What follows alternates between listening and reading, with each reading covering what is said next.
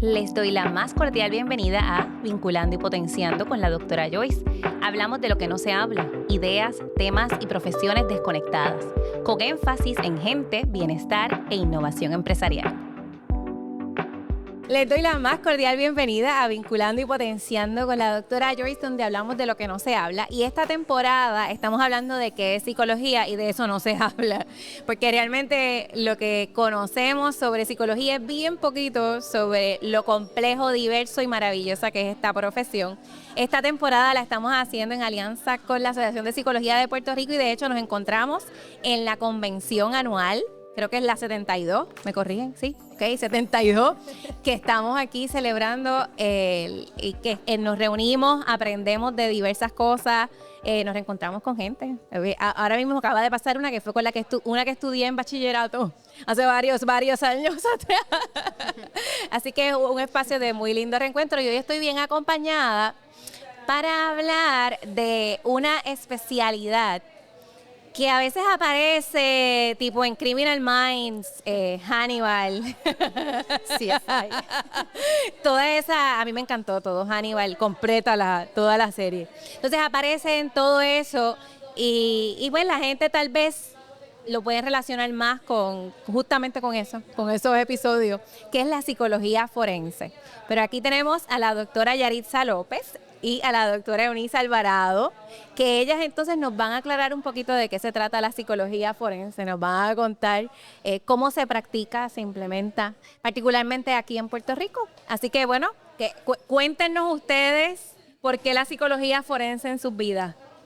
Un placer, ¿verdad? Primeramente, gracias por la invitación. Es un gusto estar aquí y compartir sobre esto que en el caso de nosotras, tanto de la doctora Alvarado como mío, es un placer. No solamente practicarlo, enseñarlo, sino también compartir información y difundir un poco de conocimiento sobre lo que es la psicología forense en Puerto Rico. Súper. Dijiste que entonces estás enseñando, ¿qué estás haciendo ahora más recientemente? En mi caso, estoy actualmente en los últimos 2 años como decana de la Escuela de Ciencias Conductuales y Neurales en la Ponce Health Sciences University, que tiene actualmente recinto en Ponce, San Juan y en San Luis para sus programas PsyD. Tenemos otros programas, pero pues estoy como decana un poco de los programas doctorales y de maestría. Así que allí compartimos nosotras algunos cursos electivos que son dirigidos específicamente a los estudiantes doctorales que tienen un interés en desarrollar una práctica en la psicología forense. Súper. ¿Y Eunice? Sí. Cuéntanos. La psicología forense llegó a mi vida desde muy temprano y algo que me gusta explicar para conectar con lo de los cursos que estamos ofreciendo es el hecho que cuando yo iba a estudiar, yo estaba entre estudio psicología o estudio leyes. Y precisamente cuando hablamos de psicología forense, claro, es esa integración de la psicología con lo legal.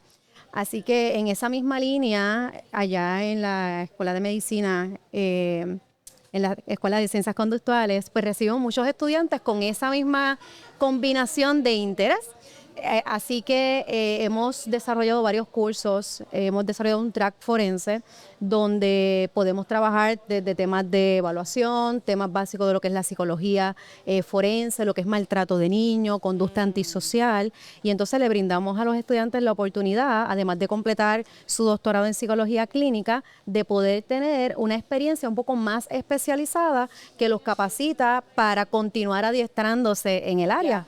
Y eso son clases, ¿verdad? Porque están pasando muchas cosas buenas dentro de lo que es la parte forense de la psicología. Y estamos trabajando también en investigaciones, estamos trabajando con distintos adiestramientos. Así que estamos activamente trabajando con el tema forense en estos momentos. Qué bien, qué bien. Entonces, no hay una especialidad ahora mismo que se enseñe. O sea, yo no voy y salgo graduada de psicología forense. Correcto. Ok. En Puerto Rico. En Puerto Rico, correcto. Okay. Así que yo tendría que irme fuera de Puerto Rico si quiero graduarme de eso en particular o graduarme de clínica con especialidad en forense en la Ponce Health and Science University. Sí, el título sigue siendo doctorado en psicología clínica, ya sea PsyD o PhD, y lo que te hace un poco más competente en esa área es el haber tomado, como mencionaba la doctora Alvarado, esas 4 electivas en el área de la práctica forense. Ok. Y en tu caso, Yaritza, ¿qué fue lo que te conectó con la psicología forense? Pues ciertamente comparto también, ¿verdad?, ese interés en el proceso de formación entre lo que es el componente legal, el área del derecho. Para adiestrarnos en el área de la práctica forense de la psicología, necesitamos tener conocimiento en leyes, en reglas de evidencia, en procedimiento criminal. Claro. Así que mucha de ese aprendizaje viene del derecho, de la rama del derecho. Sobre todo en el caso de Puerto Rico, para tú ser un perito forense desde el área de la psicología, tienes que conocer el derecho penal, criminal, civil, cómo corren esos procesos legales, porque eso va a conectar con la opinión que como expertos desde la psicología nosotras podamos brindar. Claro, claro. Y entonces, ¿qué mitos hay sobre la psicología forense? Yo ahorita mencioné a Hannibal, mencioné a Criminal Minds, así que... Yo creo que cuando hablamos de mitos, yo siempre recuerdo que cuando yo estudiaba en high school, en la escuela superior, cuando se me hablaba de profesiones y qué quieres estudiar, y me mencionaban psicología forense, la orientación que venía de la mano con esa profesión era trabajar con familiares de personas fallecidas, así como te lo estoy diciendo. Así que estamos hablando, ¿verdad?, antes del 2000, cuando yo estaba en high school. Y eso fue algo que me hizo decir, no, yo no quiero trabajar con nada que tenga que ver con familiares de personas fallecidas. Con pérdidas. Entonces era una mezcla. Nuevamente, es un mito. Y esos mitos, tal vez, ¿verdad?, no necesariamente pues son tan vigentes como hace unos años atrás, pero sigue habiéndolo, sigue habiéndolo. Sí, sí, y por la misma línea que todavía hay personas que escuchan la palabra forense y automáticamente lo vinculan con muerte. Ajá. Y no necesariamente. Y también me he encontrado que al escuchar psicología forense lo asocian con el aspecto criminal, y la psicología forense trabaja el aspecto criminal, pero también trabaja el aspecto civil.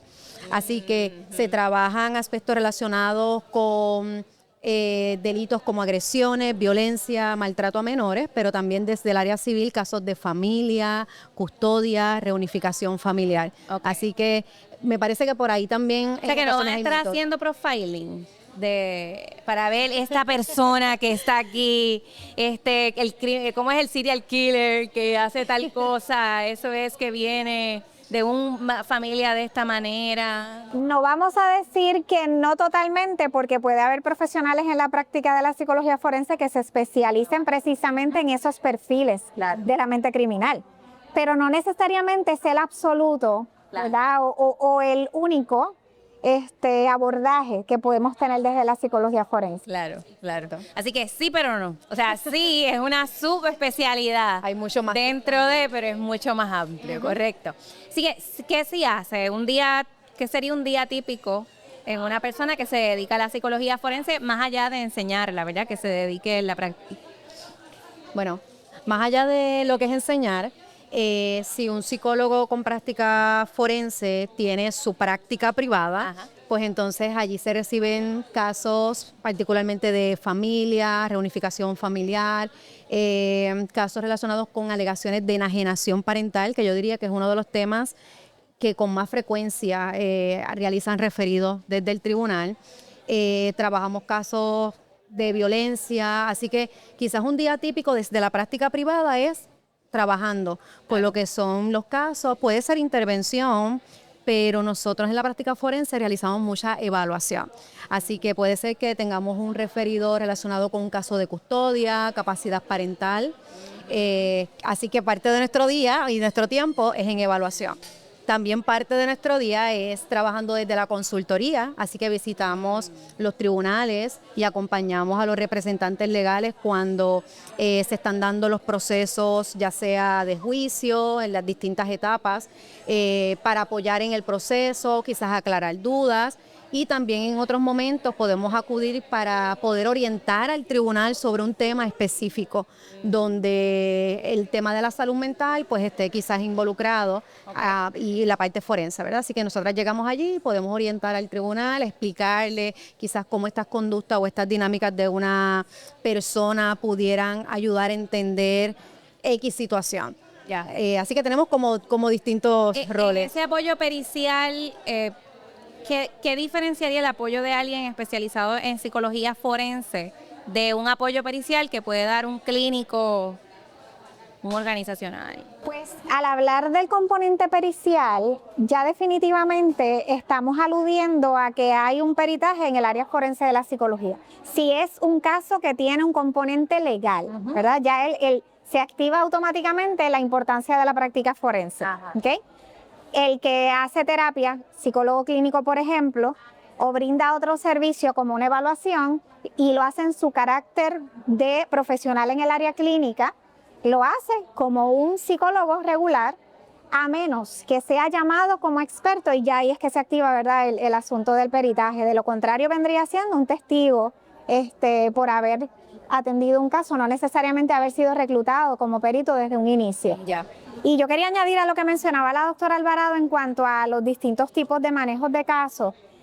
Aquí, ¿verdad?, nosotras estamos compartiendo parte del alcance de los servicios que típicamente nosotras ofrecemos en la práctica privada, pero ciertamente hay otros espacios en Puerto Rico donde los psicólogos con prácticas forenses ejercen en el diario, como lo son las cárceles, como lo son los tribunales, ya dentro de la práctica civil o criminal, como peritos de fiscalía, como peritos de las salas de manejo de casos civiles de familia, y realizan esas evaluaciones para determinar procesabilidad, para determinar imputabilidad. Son, ¿verdad?, peritos del Estado o peritos reclutados por distintas agencias privadas o públicas que ofrecen unos servicios de manera regular, ¿verdad? Más allá de lo que pueda hacer en este caso nuestra experiencia como peritos a nivel privado. Ya. Esa persona experta en psicología forense, mencionaste las cárceles, ¿qué estaría haciendo entonces en las cárceles? El rol puede variar, pueden ser expertos reclutados para hacer evaluaciones en momentos donde esa persona que fue acusada y es reclusa se tiene que determinar si está apta para ser reintegrada a la libre comunidad, ¿verdad? O es apta para que se le pueda iniciar en un sistema de libertad condicional.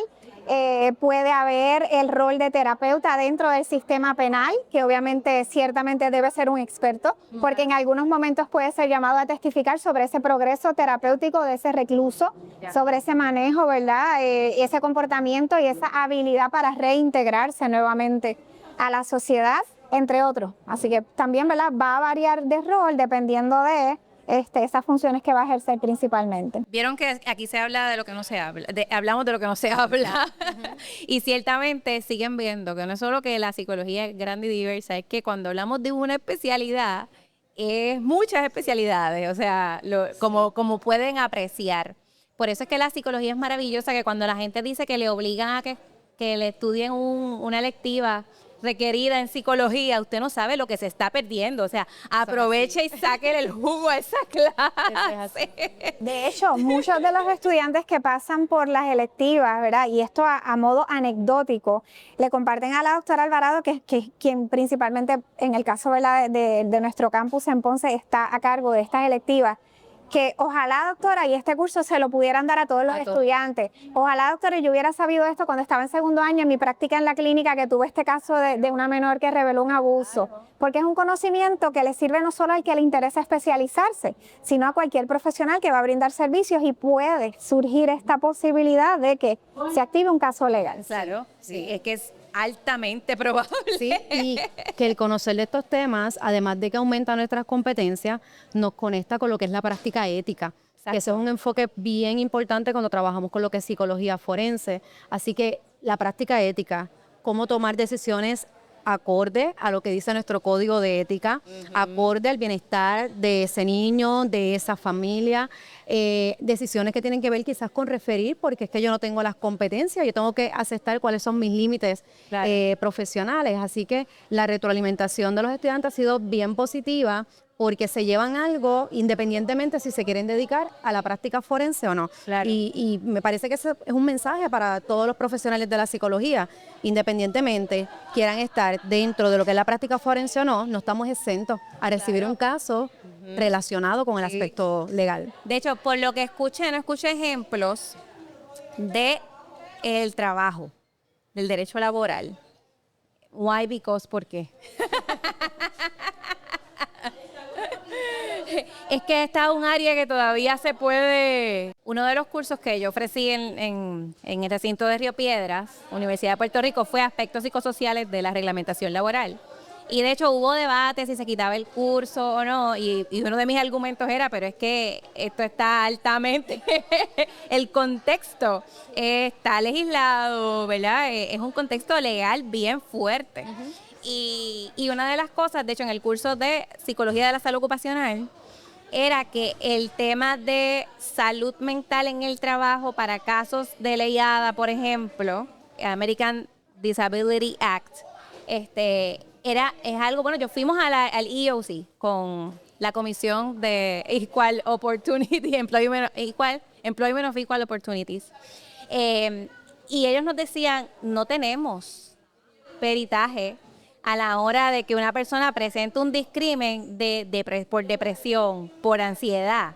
No hay peritaje sobre eso. Así que no me lo mencionaron. No lo ¿Por mencionamos, qué? pero hemos trabajado.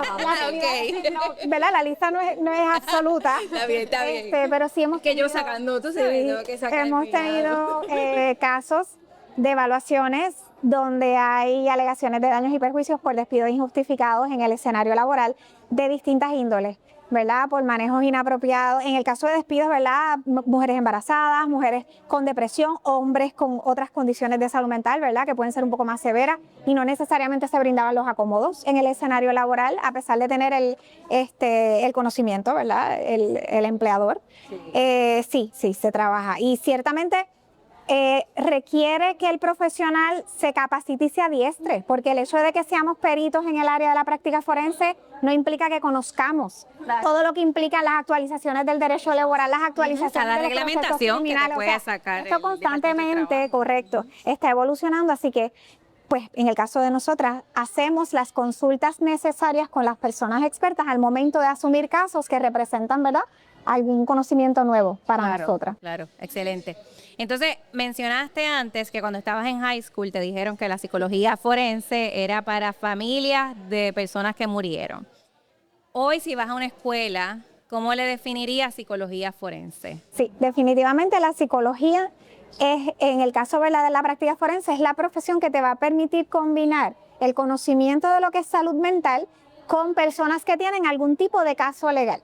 Así que vas a poder servir a ese foro legal como un profesional que brinde un conocimiento desde lo que es la salud mental, lo que es la conducta humana, lo que son capacidades protectoras, lo que es riesgo de conducta o de reincidencia en conducta criminal y todo ese tipo, ¿verdad?, de abordaje dentro de la práctica de la psicología, pero conectada, dando algún tipo de información que sea pertinente al foro de lo que son los tribunales en la isla. Así que, como decía la doctora Alvarado, esa combinación entre lo legal y lo psicológico es como la combinación perfecta para el profesional que se quiere formar en esta área. Súper. Es como que me están convenciendo a que me vaya a coger unos cursos adicionales. Suele pasar. Sí. Porque realmente yo decía que cuando pasara los 40 iba a estudiar Derecho, pero desistí bien rápido. O sea, como que me di cuenta, yo dije, o sea, porque a mí no me interesa estar memorizándome leyes como parte ni el código ni la constitución. O sea, no me interesa. Así que yo dije, no. So, están ahí como que... Puede ser una buena Me va a estar dando un viajecito a Ponce. Bienvenida ahí. Hablando entonces, no sé si pueden, digo, yo sé que hay unos, ¿verdad?, confidencialidad y demás, pero un caso para que la gente como que lo tenga, se le haga más fácil, que tal vez hayan acompañado de principio a fin y que puedan como que narrarlo y ahí como que veamos claramente el acompañamiento de la psicología forense. A mí me gustaría que, si te parece, ¿verdad?, compartieras tal vez doctor Alvarado, este proceso de capacitar a partes en una familia y habilitar un poco, viabilizar esas relaciones paterno-filiales cuando han sido por mucho tiempo un reto en el sistema legal. Yo creo que esas son de las experiencias más gratificantes en lo que es nuestra práctica. Definitivamente sí. De hecho, es uno de los aspectos que más estamos trabajando en práctica y que tenemos la oportunidad de adiestrar porque tenemos con nosotras una interna y una practicante avanzada. Así que todo este conocimiento lo estamos compartiendo con estas estudiantes a nivel doctoral. Pues sobre lo que comparte la doctora López, esto le llamamos reunificación familiar. Esto implica que en esta familia hubo quizás alguna situación donde el vínculo de este menor con alguno de los padres o algún otro familiar, pero el ejemplo que les voy a dar es con los padres, se pudo haber visto afectado. Okay. Ahí comienzan quizás alegaciones, por ejemplo, de enajenación parental, de quizás un padre hablando mal del otro o tratando quizás de modificar o cambiar el pensar de ese niño a favor de uno de los padres para que se aleje del otro.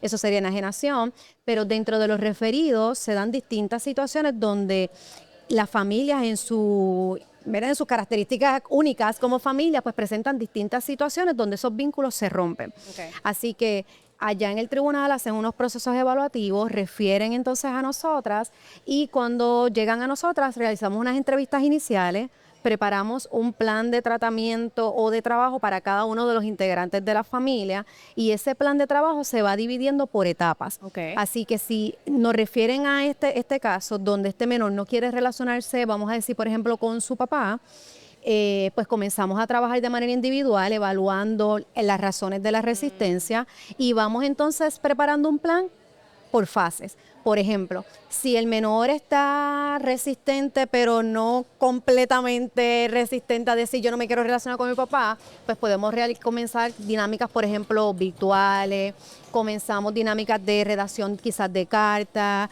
quizás voice, comienzan a compartir en la oficina bajo nuestra supervisión. De la oficina nos movemos a otros espacios. La convención que lleva el nombre de Rompiendo el Molde, un poco nosotros estamos en esa línea de como rompiendo el molde, de prácticas que quizás se pueden salir de lo usual, pero que caen dentro de las mejores prácticas en el área forense de la psicología porque estamos buscando la manera de poder trabajar con esos vínculos. Así que por cada una de esas fases vamos viendo cómo ese vínculo se va restableciendo y quizás este menor que tenía alguna renuencia comienza entonces a tener mayor apertura de compartir con ese padre con el cual no pernoctaba, solamente se relacionaba en espacio de oficina y cómo con el progreso de toda la familia, incluyendo también a la otra parte de la madre para brindarle destrezas para que pueda fomentar esa relación, pues ya vamos pasando de la oficina fuera de la oficina, de fuera de la oficina compartir algunas horas con ese padre, con esa madre y posteriormente pernoctando, retomando entonces la dinámica que tenían antes. Así que son casos que pueden ser muy retantes y al mismo tiempo generan mucha satisfacción ver cómo se pueden utilizar distintas herramientas y estrategias para poder fomentar lo que es el manejo de emociones, lo que es la comunicación entre los padres y cómo se capacita incluso a los padres para aprender a comunicarse entre ellos después de una separación. Que muchas veces, un ejemplo que yo traigo es que de llamarse Ana, ahora le dicen señora Ana Alvarado, ¿verdad? Como que quizás crean esa distancia y no necesariamente, ¿verdad? Están separados, a lo mejor no son necesariamente amigos, pero como hay un vínculo, esa comunicación entre esos padres debe estar de alguna manera. Así que nosotros ayudamos y capacitamos entonces a los padres para utilizar comunicación asertiva, para evaluar los mensajes antes de enviarlos, los ayudamos a comunicarse por correo electrónico, nosotras monitoreamos esas comunicaciones. Cuando están fuera de la oficina podemos hacer dinámicas de check-in, le llamamos para asegurarnos de que la dinámica está funcionando, si necesitan asistencia. Así que estamos rompiendo el molde, me parece. Estamos haciendo muchas cosas buenas. Bueno, es que me han venido un montón de cosas a la mente, entonces déjame organizar mis pensamientos. Primero, me gustaría saber cómo se diferencia y se complementa con la mediación. Esa primero, dale. Okay, espero acordarme en un rato de lo otro. Pues se complementa, diría, con lo que es mediación, porque dependiendo del rol, el psicólogo viene siendo también como un mediador entre los padres, pero en el área de la práctica forense está el rol de coordinador de parentalidad. El coordinador de parentalidad es este profesional que es designado por el tribunal. Las partes también pudieran escogerlo, donde ayudan a los padres a trabajar con las dificultades con comunicación, a tomar decisiones, porque hay familias que tienen un alto nivel de conflicto, no logran llegar a tomar decisiones y todo lo resuelven quizás sometiendo mociones al tribunal.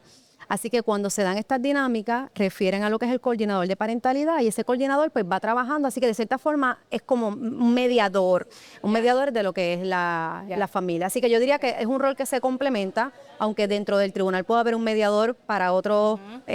para un asunto específico. Específico, exactamente. Custodia que estamos hablando, Sí. pues se va trabajando. Entonces, ¿tiene que haber un caso legal para que yo recurra a buscar los servicios de ustedes? No. Realmente han llegado personas previo a iniciar cualquier tipo de evaluación diciendo, nos vamos a separar, queremos trabajar comunicación, no queremos que nuestros chicos, nuestras chicas se afecten. Así que no necesariamente necesitan un referido. Sí, la mayoría de los casos llegan por un referido, Claro. pero hemos tenido casos que ellos toman la iniciativa y dicen, no, vamos a atender esto ahora, de entrada. Sí. Me gustaría ahora una pausa, pero para que le hablen allá. Que cada vez que ellos, escucho muchas veces, lamentablemente la mayoría de veces que lo he escucho de mamá, que castiga a papá por no dejarle ver a los hijos y las hijas. Vamos a hacer un paréntesis para que ustedes hablen del efecto, impacto y consecuencia que tiene en este hijo, hija o hije ese querer castigarte, que castigar al adulto con el niño adolescente. Sí, lamentablemente esa dinámica que describes es una dinámica que es bien frecuente. De hecho, muchos de estos casos que estamos trabajando, que el tribunal termina refiriendo, presentan este tipo de dinámica donde el tribunal con sus expertos identifica que hay alguna manipulación de parte de uno de los padres y hay, ¿verdad?, una manera de controlar a esa otra parte a través de los hijos. Lamentablemente esos hijos ciertamente pagan esas consecuencias. Yo creo que lo importante y lo más que nosotras podemos enfatizar aquí en este mensaje es que el tribunal tiene conocimiento de que estas dinámicas ocurren. El sistema legal está más que preparado y capacitado para no solo identificarlas, sino también trabajar acorde a lo que sean las recomendaciones de esos trabajadores sociales forenses que hacen esos estudios sociales.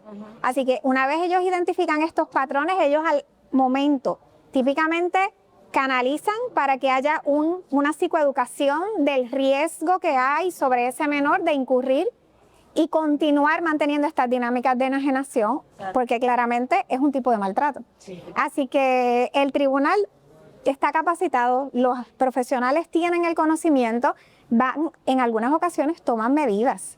Y si identifican ya que hay algún tipo de enajenación severa, pueden remover a ese menor de ese cuidador que está, ¿verdad?, con un patrón de enajenación y asignar a una persona alterna para una custodia temporera, en lo que se ofrecen unas terapias dirigidas a manejar y modificar esos patrones de relación, porque el daño que ocurre en los menores es significativo. Ciertamente son procesos que, por lo que es el sistema judicial, toman tiempo. Tristemente, por ese tiempo que transcurre, se separa todavía, ¿verdad?, ese vínculo y esa relación que había entre los hijos y esa parte, ese cuidador o cuidadora, pues se hace más marcado, ¿verdad? Y hay un distanciamiento mayor, así que esa recuperación se puede hacer más difícil. De hecho, sobre ¿verdad?, los casos que compartía la doctora de reunificación familiar, para que eso se dé, tenemos que haber descartado que haya violencia, que haya maltrato, que haya riesgo. No se va a trabajar ningún caso de reunificación familiar con patrones como estos. Así que una vez el sistema los identifica, el sistema toma unas determinaciones y emite unas órdenes a los efectos de proteger que no se sigan reproduciendo y de que esos menores estén protegidos. Sí. Consecuencias físicas, mentales que tenga el menor, ¿cuáles son algunas de las que se han identificado? Precisamente como la etapa de la niñez y la adolescente son etapas vulnerables, son etapas de cambio. A nivel emocional podemos tener menores que comiencen a presentar síntomas relacionados con ansiedad, depresión. Se puede ver afectada también lo que es su autoestima, su identidad, quiénes ellos son, porque muchas veces en estos casos los menores entran en conflicto o lucha de lealtad. Claro. Es decir, yo tengo que quedar bien con mi mamá, tengo que quedar bien con mi papá, y entonces comienzan a asumir un peso que no les corresponde. Así que emocionalmente comienzan a afectarse, ese impacto se puede ver a la vez en la escuela, y en la escuela entonces también se pueden ver dificultades a nivel académico, quizás problemas de conducta o lo que se ve como problemas de conducta, Claro. pero detrás de eso hay toda una dinámica familiar llena de conflictos. Sí. Así que a nivel emocional, a nivel social, puede haber mucho impacto cuando se dan este tipo de dinámicas, y los padres deben entender esto, la importancia de poder trabajar con las dificultades, ¿verdad? Y desde su postura de adultos, porque los menores se terminan afectando, aunque no lo parezca inicialmente, aunque tengamos menores con muchas fortalezas o que estén involucrados en distintas actividades, los menores se afectan. Sí. Y volviendo a la pregunta que hice ahorita, si tiene que haber un caso que Yarisa nos estaba contando cómo, obviamente a lo mejor ya los tribunales pueden identificar. Ahora, esta dinámica que yo he escuchado muchas veces no ha llegado al tribunal, o sea, no hay un issue de custodia ni nada. Ahora, estoy yo acá atando cabos que como quiera, aunque no haya un caso, hay unas implicaciones legales. Y ustedes entonces conocen el derecho, cómo impacta, y pueden entonces traer eso a la orientación e incluso hasta recomendar. Así que si usted conoce un caso, si usted está rabiosa porque le pegó cuerno, ¿verdad? Y usted quiere entonces que jamás, porque yo no quiero que vaya a compartir con esa pip, pip, pip, pip. Por favor, consulte, ¿verdad? Busque cómo contactar para que usted maneje su asunto y haga esto acompañada con gente con distinto peritaje, en este caso que tienen peritaje de los dos lados, del derecho y de la psicología, para poderle apoyar en este proceso y que entonces sus hijos, hijas o hijes no terminen pagando las consecuencias de todo esto. Y doctora, yo quería añadir que validando quizás las distintas experiencias que pueden haber en una pareja y lo difícil que puede ser para los integrantes de la pareja, hay veces que se llevan a cabo conductas que no necesariamente son directas, porque quizás el ejemplo que está brindando Claro, es algo ahí, es directo, sí. pero muchas veces se dan conductas indirectas. Por ejemplo, el menor cuando comparte con mamá, cuando llega con papá, papá cambia su actitud, quizás está más distante, quizás le habla de una manera diferente. Así que hay unas conductas que son como bien explícitas, pero hay otras que pueden ser indirectas y pueden ser incluso inconscientes. A lo mejor la persona, en medio de su coraje, de su situación que no ha podido sanar, está mostrando o manifestando unas conductas que son indirectas y que terminan entonces afectando también al menor. Y nosotras trabajamos en la identificación de esas información de la expareja, tal vez menor llegó bien contento o contenta así a contarle algo y le vira la cara. Eso mismo. O el comentarito de, sí, tu mamá siempre. O tu papá, ¿qué más se puede esperar? Sí. Y entonces eso, digo, estoy hablando mamá o papá, puede ser papá, papá, mamá, mamá, está bien. Pero es tener esa conciencia, ¿no? del impacto que esto puede tener. ¿Qué destrezas necesita una persona para ejercer la psicología forense?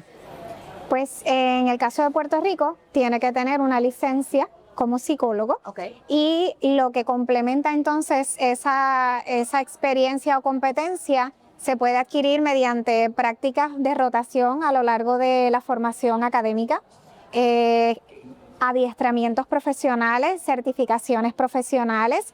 ¿En qué áreas? Pues en las áreas en que ese profesional esté interesado en trabajar. Okay. Así que pueden ser múltiples, se ofrecen tanto dentro como fuera de Puerto Rico, y lo importante es que tenga ese conocimiento necesario para poder trabajar ese tipo de casos. Okay. Es una combinación entre conocimiento adquirido y la experiencia y la exposición, correcto.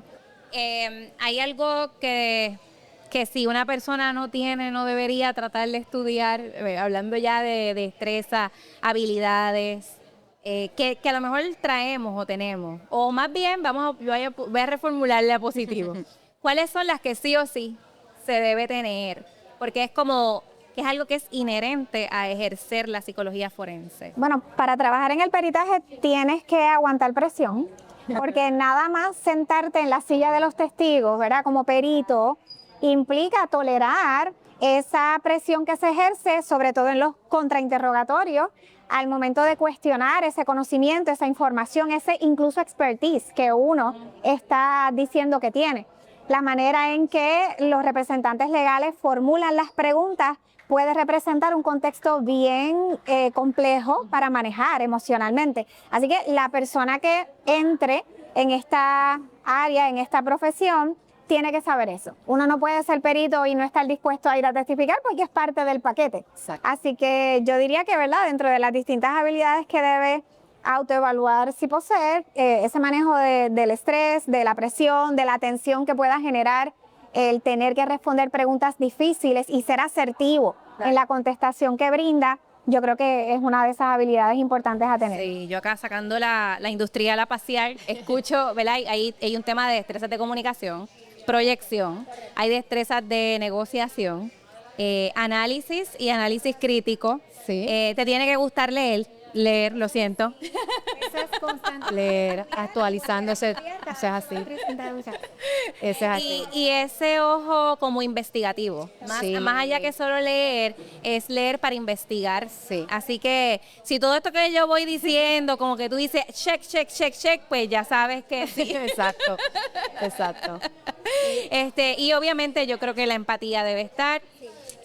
Ya acá como colegas sabemos que a veces nos sobra empatía, entonces tenemos que aprender a Sí. cómo me limpio de todo lo que cogí en el proceso, porque no me lo puedo llevar ni al cuerpo ni a la cama, ¿verdad? Tengo que poder estar sana para volver a aportar a la sanación, ¿verdad? De familias, comunidades, en mi caso organizaciones y personas, obviamente. Así que, pero dentro de eso, pues ya usted sabe. Creo que un sentido de identidad bien puesto, una autoestima también, inteligencia emocional.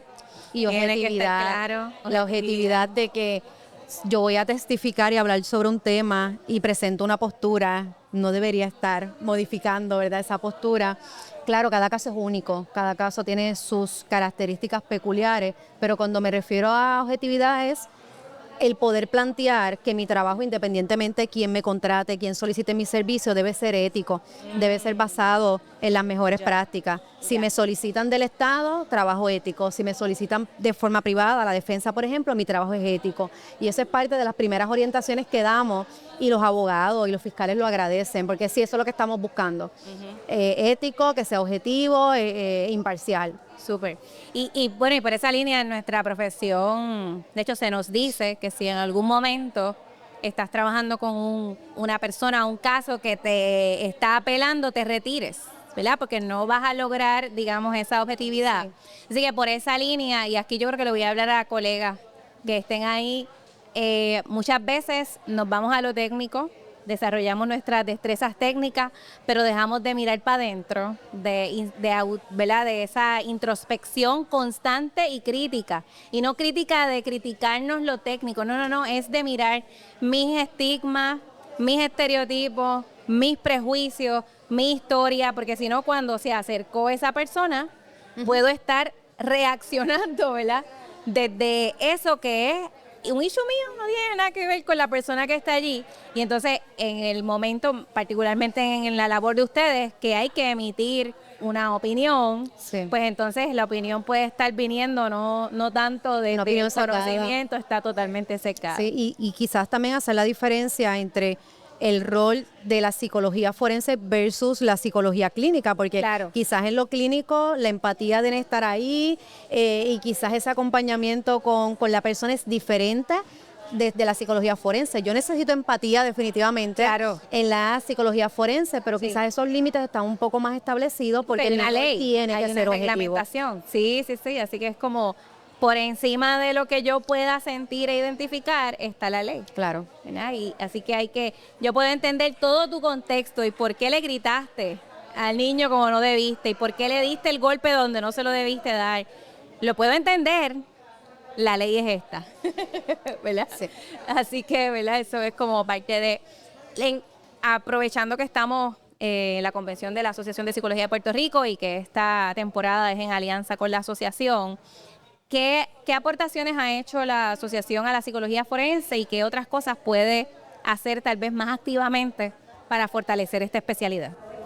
La asociación a lo largo de los años siempre se ha mantenido en contacto y comunicación con los distintos expertos de las distintas áreas de la psicología. Y en el caso de la práctica forense no es la excepción. Si hay alguna situación de comunidad, de política, de preocupación general, de política pública, se conecta con los profesionales expertos socios, ¿verdad?, de la asociación para, por ejemplo, emitir comunicados públicos donde se aclaren dudas, donde se oriente a la ciudadanía en general, no solo a los profesionales, sobre lo que es la práctica correcta, sobre lo que son las diferencias entre los distintos profesionales asumiendo unos mismos roles o funciones. Así que, y ciertamente también están siempre, esa ha sido nuestra experiencia, disponibles para hacer recomendaciones de acuerdo al tipo de problemática, pregunta, cuestionamiento que puedan tener, y tienen ya, ¿verdad?, su banco de recursos para proveer esas informaciones a la ciudadanía en general que pueda necesitar orientaciones, servicios, respuestas a preguntas. Super. De hecho, aprovecho para que es www.asppr.net, que usted puede ir, y si no, pues googlea Asociación de Psicología de Puerto Rico y le va a traer la información. Ahí se emiten estos comunicados que les estuvo hablando la doctora Yaritza López. Están allí y opinamos realmente sobre muchas cosas que se están incluso legislando. Y otras pues que pueden ser noticias, trending topic, pues también opinamos. Entonces ahí usted tiene una opinión que está, ¿verdad?, informada por personas expertas en la psicología en Puerto Rico. Desde tu perspectiva, Eunice, ¿qué cosas tal vez se deben, qué más puede hacer la asociación para que la psicología forense continúe creciendo? De hecho, quería mencionar que la asociación ha tenido en años pasados certificaciones relacionadas con lo que es el área forense, que estuvimos trabajando con ellos, y provee también educaciones continuas. Así que en línea con eso, yo diría que los espacios sigan surgiendo para poder hablar sobre lo que es la psicología forense. Para mí, para nosotras, la asociación ha estado siempre dispuesta, así que esa disposición continúe, la apertura a hablar sobre estos temas, de lo que es la práctica ética basada en evidencia, basada en los más altos estándares de lo que es la psicología, y que entonces las personas y los socios puedan aprovechar también esas oportunidades y puedan adiestrarse. Así que es seguir, no detenernos, seguir trabajando, hablando y expandiendo este tema tan importante. Excelente. Palabras finales. Pues mira, diríamos que es importante saber que hoy en día tenemos mucho más conocimiento del que teníamos tal vez hace más de una década atrás en cuanto a lo que es la práctica forense. Tenemos muchos más recursos para las personas que se están preparando, estudiantes en formación. Hay muchas más oportunidades y mientras más nos adentramos en la práctica, más nos vamos dando cuenta de que el camino no está totalmente formado ni trazado. O sea, seguimos trazando camino en el proceso y hay muchas otras áreas que no están ni, como tú mencionabas ahorita, ni en conocimiento ni en dominio, y necesitan estudiarse y necesitan profesionales que puedan aportar en esas áreas. Así que hay espacio para crecer. Yo tengo agenda para lo organizacional, tengo agenda. Ajá, pues mis palabras finales van por esa misma línea de la necesidad que hay. Es una profesión, como mencioné anteriormente, que puede ser retante y a la vez hay mucha necesidad. Hay familias que necesitan de profesionales capacitados con las competencias adecuadas, así que el llamado sería adiestrarse y poder trabajar con esta población y este aspecto de la psicología que tanto lo necesita. Excelente. ¿Cómo las pueden conseguir? Sí, en redes, en la oficina, email, lo que quieran. ylopez@pslm.edu. Y también en el teléfono 087-202-3144. Pueden escribirme o llamar. Excelente. Sí. Y en mi caso me pueden contactar al 787-929-1576. ¿La oficina de ustedes dónde está? En Ponce. Tenemos un espacio. El espacio físico está en Ponce, pero importante aclarar que recorremos, ¿verdad?, la isla en términos de servicios de peritaje. ¿Y también virtual? Tenemos servicios virtuales. Virtual, y pueden llegar a cualquier parte a darle ahí el servicio. Sí. Pues gracias, súper honrada. Ya saben que casi me están reclutando, además. Pero entonces ahora estoy, espérate, entre la maestría en neuropsicología que es en línea, que me dijo Ponce antes. By the way, es que no le pregunté algo y ya yo estoy cerrando. Porque para que por lo menos un poquito, neuropsicología forense. Denme un... Bueno, vamos a decir la fusión ideal de toda profesional que no solamente le apasiona la práctica forense, sino también la neuropsicología. Así que allí evaluaciones neuropsicológicas de casos se tienen, ¿verdad? Necesidad de unos perfiles en el área forense, pues que es un adiestramiento que es doblemente especializado. Ya. Definitivamente. Sí. Muy bien. Así que pronto pues les aviso si de repente ya ahora tengo además una maestría en neuropsicología y una especialidad en psicología forense, que obviamente lo voy a aplicar al trabajo y a las organizaciones porque creo que además hace mucha falta. Sí, definitivamente. Así que gracias por sintonizarnos. Saben que seguimos en nuestra 9ª temporada, la temporada que celebramos nuestro 2º año en el podcast Vinculando y Potenciando con la doctora Joyce, en alianza con la Asociación de Psicología de Puerto Rico, contestando la pregunta de qué es psicología, y este episodio fue dedicado a contestar y saber sobre la psicología forense. Honrada por que ustedes estén allí. Recuerde suscribirse a cualquiera de las plataformas de podcast que está allí nuestro podcast. También por YouTube, suscríbase, notifique, comparta, pregunte, porque queremos seguir vinculando y potenciando. Hasta la próxima. Recuerda que la información compartida no reemplaza la asesoría profesional de personas expertas en psicología industrial organizacional, recursos humanos, contabilidad, derecho o cualquier profesión relacionada con la salud.